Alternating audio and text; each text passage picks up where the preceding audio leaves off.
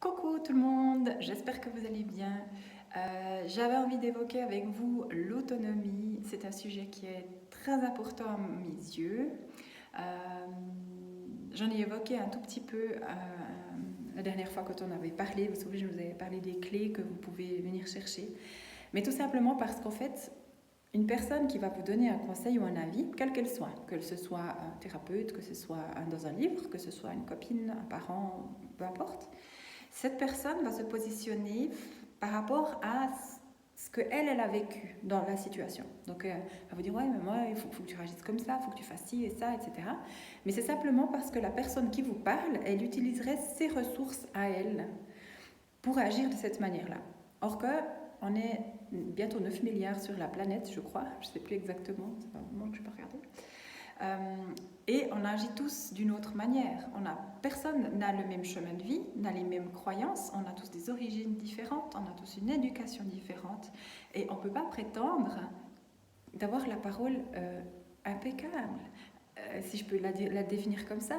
Donc ce qui est bon pour vous n'est pas bon pour l'autre. Et c'est là que l'autonomie, elle est magnifique, c'est de se dire, bah ok, là c'est moi. Et comment est-ce que moi je réagirais avec les ressources que j'ai?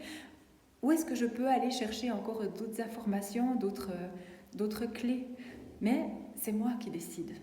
C'est moi qui prends cette décision. Et que ce soit pour un avis médical, la même chose.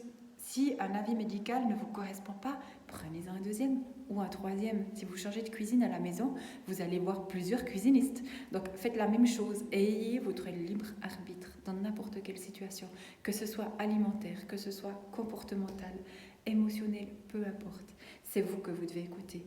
Asseyez-vous, inspire, expire et tu observes ce qui se passe à l'intérieur de toi. Peut-être qu'une fois ça suffira pas, peut-être qu'il faudra 2 fois, 3 fois, 4 fois, mais je te recommande vivement de te poser et de penser à toi et pas d'aller chercher tout le temps ailleurs les réponses qui se trouvent à l'intérieur de toi. On peut donner des clés, encore une fois, ça c'est complètement envisageable. Les thérapeutes sont là pour ça, les livres sont là pour ça. Hein. On peut aussi lire plein de livres sur plein de sujets, mais au final, vous savez mieux que quiconque ce qui est bon pour vous. Alors voilà, j'espère que c'était une bonne parole pour vous aujourd'hui et je me réjouis de vous retrouver pour une prochaine fois. Si vous avez des idées ou des envies d'explications sur des sujets, n'hésitez pas à m'en faire part. C'est toujours très rigolo pour moi d'essayer de développer et puis de vous transmettre les choses telles que je les vois. Encore une fois. Alors, à bientôt, prenez soin de vous.